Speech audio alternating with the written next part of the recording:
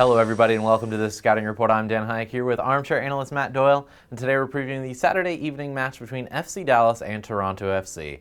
Matt, so far this year, Dallas has struggled a little bit on the defensive side of things. We saw it last weekend. They conceded 3 goals against Seattle. They have yet to post a shutout this year.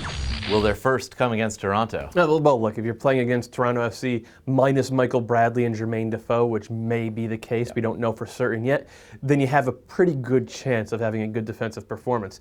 That said, we've seen some pretty simple mistakes from FC Dallas pretty much from the first week onward. This goal here by Cubo Torres a couple of weeks ago, this is just a simple near-post run. You have to stay with the man there. You have to beat him to the spot because there's only really one place he can go to be dangerous.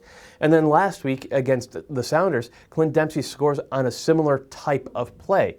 You have to stay with him there. You have to beat him to the spot. You have to make him earn it. These are preventable goals that Dallas has given up that so far they're just not preventing. Yeah, Toronto, on the other hand, though, has been doing the job on the defensive side of things. That brings us to the magic number. It is 5. That's how many goals they've conceded in 5 games. It's the 3rd best defensive record in the league. But, as you mentioned, Michael Bradley might be missing this game, which means it could be up to Kyle Becker and maybe Jeremy Hall or Jonathan Osorio to stop Mauro Diaz. Yeah, well, if Bradley is available or not, it's tough to stop Mauro Diaz. He's shown all year he only needs just a little sliver of space to make something spectacular happen. He's had a couple of my favorite passes of the year. But he's getting a lot of help. First of all, Javon Watson on one side has provided good verticality. On the other side, though, Fabian Castillo has been really interesting because he's a guy you think of as a north-south player, but he's been pressing into the middle a little bit, really flooding that central zone and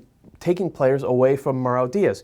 But if you key on Mauro Diaz anyway, then Castillo will go vertical. And he's tough to keep up with, both with and without the ball. And this year he has added the end product as well. He's been a real weapon all season long, and Toronto going to have to keep track of him all game long. All right, well, we'll find out if Fabian Castillo is indeed the difference on Saturday. This one kicks off at 8:30 p.m. Eastern Time. You can watch it on MLS Live.